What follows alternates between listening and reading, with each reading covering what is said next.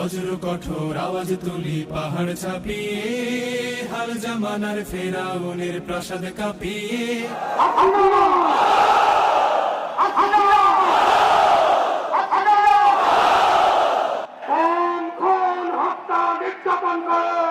আওয়ামী লীগ বাংলাদেশকে একটি ব্যর্থ রাষ্ট্রে পরিণত করেছে। এদেশের সমৃদ্ধ অর্থনৈতিক কাঠামোকে ভেঙে ফেলেছে ব্যর্থ আওয়ামী লীগ সরকার। এই শান্ত শীতল ভূভাগে যে আগুন ধরালো, ভ্রাতৃপ্রতিম সমাজ ধারায় হিংসা ছড়ালো, সেই স্বৈরাচারীর দের কবর রক্তে নাচুক তপ্ত খবর প্রাণ যদিও যায়।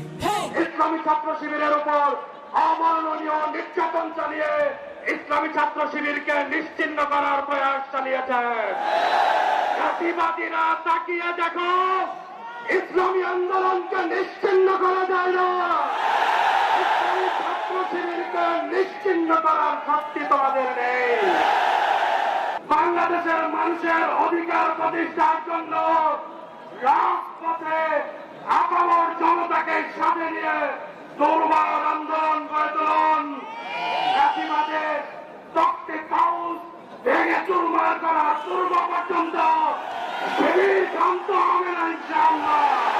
আয় তারুণ্য আয় আয় অগ্নিগিরির লাভার মতো উদ্গিরিত হই, দুঃখ শোকের মাঝেও চির উজ্জীবিত রই। আজকের এই সমাবেশ এই সরকার পেশিবাদের সরকারের পতনের জন্য।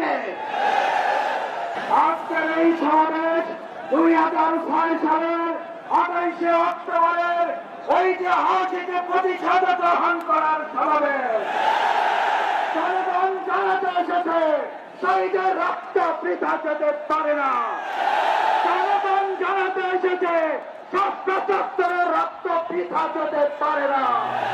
মুক্ত স্বাধীন দু হাতে যে শেকল পরালো, স্বপ্ন সজীব চোখের কোণে অশ্রু ঝরালো, সেই অত্যাচারীর বুকের চাতাল ভেঙে দেনে হিংস্র মাতা তৃপ্ত চরণ ঘাই।